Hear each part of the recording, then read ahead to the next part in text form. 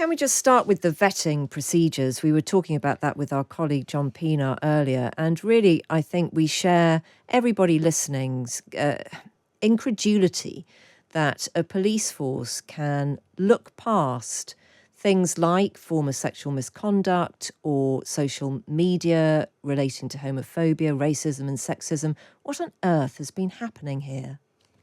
I think that's a really good question.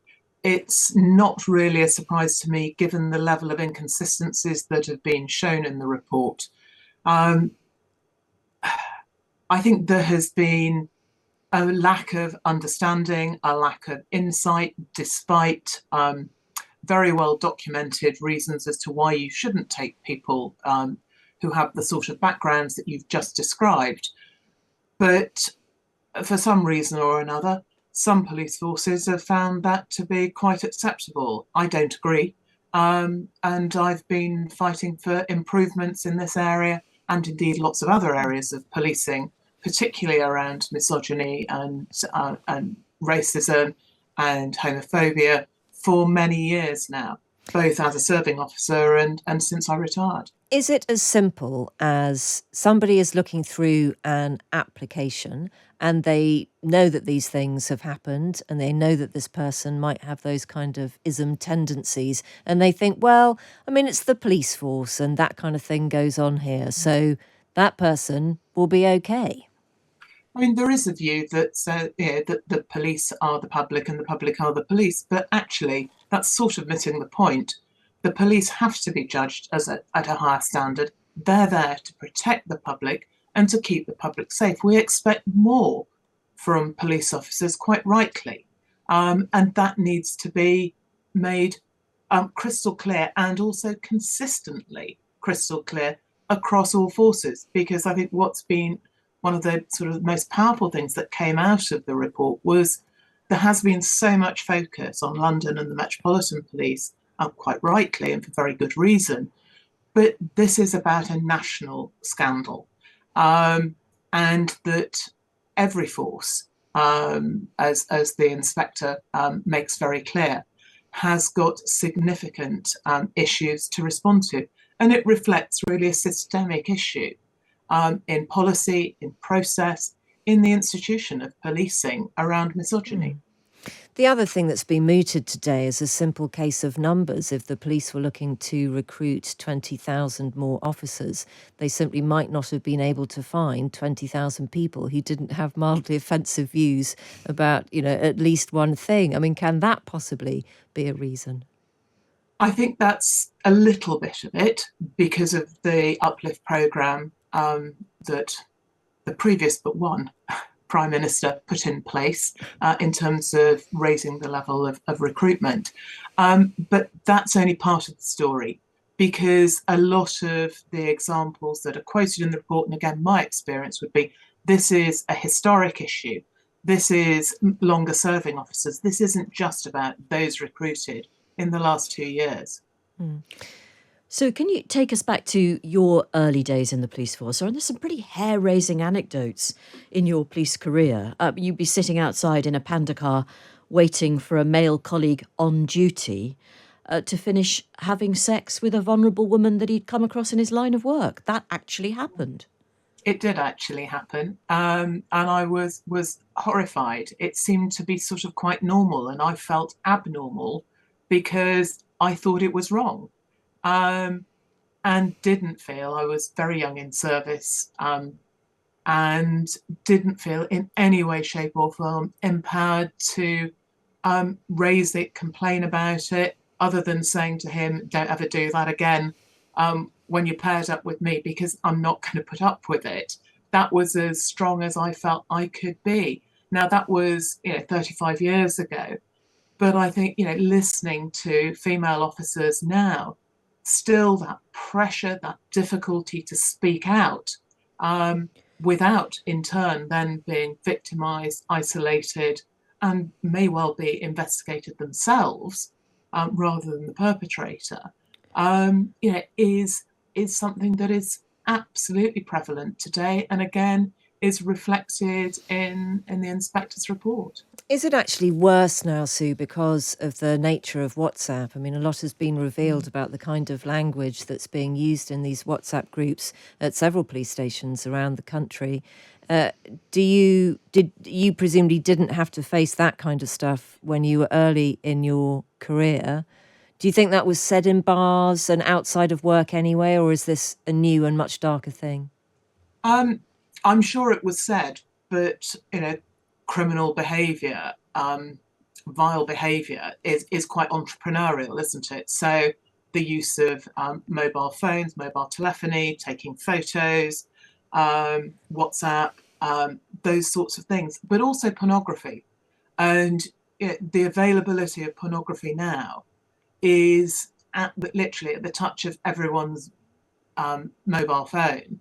And not, if you like, I don't hate the phrase, but soft porn, sort of that sort of top shelf in a newsagent. No one has to go to a newsagent, or the video shop. Everything is streamed through their phone, through their tablet, whatever their mechanism is. And again, really extreme. So I think many people, particularly men and boys, are viewing that, and that normalizes for them what they think sex is, what they think relationships are. I mean, it's obviously much more complex than that, but it plays a part. So certainly it's not a better situation than when I was young, when I was, a new recruit. It's a different situation, because the time is different. The means to share ideas, views, thoughts is very different. But does it point to something really alarming, which is just the simple fact that the police force has always and still continues to attract a certain type of person, certain type of man? Yes, without question, and that is well documented. There are tons and tons of fantastic police officers, male and female, out there, but there is a type which is particularly attracted by the status, by the power, literally the powers that you have as a police officer, and an opportunity to, so they may be predatory in the first instance, but they're given all those opportunities. Police officers generally aren't heavily supervised. They're very independent, so they have freedom to either take the opportunities that some will see present them, and some will have entered, sadly, the profession with a very different sort of set of values and moral norms. I just wonder, Sue, whether some people listening might be saying, well, hang on, this woman did become a chief constable. So you weren't held back, were you? In fact, you went right to the top. No, I wasn't held back in that way, but I had to experience a whole range of things that the average man doesn't. So indecent assault at work, having to deal with, I have to say, a decent man, I would hope, would have had exactly the same feelings as I had in the example we talked about when I was very young in service.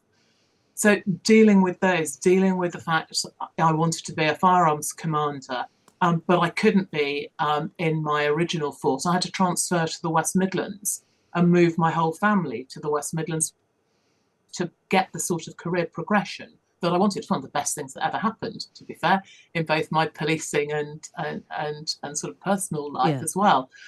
But men didn't have to do that. There were so many structural challenges that progressing in any career is difficult, whether you're male or female. But women, particularly in policing, have had a whole range of structural challenges to overcome if they want to progress their career either into specialisms or indeed up the ranks. I mean, it is worth emphasising, it's breathtaking, and I hope you don't mind me repeating this, that you were sexually assaulted at work not once but twice in the police force. Yeah. It beggars belief, actually, doesn't it? Many women who serve and have served would say no, it doesn't. Right. Sadly, that is I have to say, the incidents that happened to me were relatively minor. They had a profound impact on me. I hadn't realised in so many ways until relatively recently. But they're things that you have to deal with and work through, whilst doing a really challenging job to the best of your abilities. And when you're trying to process those sorts of things and then make sure you're not in the same place as that individual, all those avoidance tactics, because reporting, certainly the first one, I didn't report the first one because it was just him and me. He was much more senior than me, really well liked, charismatic man. It was probably just a compliment. It wasn't, it was indecent assault.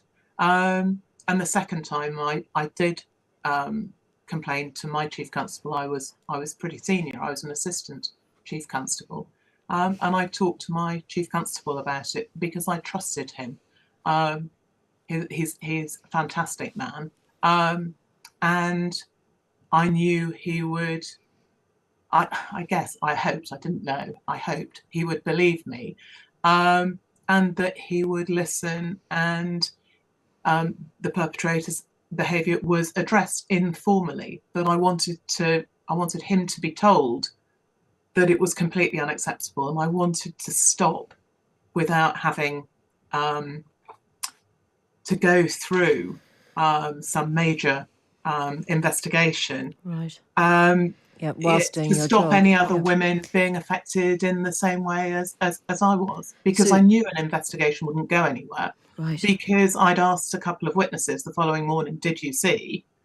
And they went, no, we didn't see a thing. I mean, it's, to say the least, dispiriting. Sue, thank you very much for talking so honestly to us. Sue Fish, a former Chief Constable of Nottinghamshire Police. And when people ask, why don't women report? Well, there's your answer. There's an assistant Chief Constable. Former Chief Constable. Just incredible.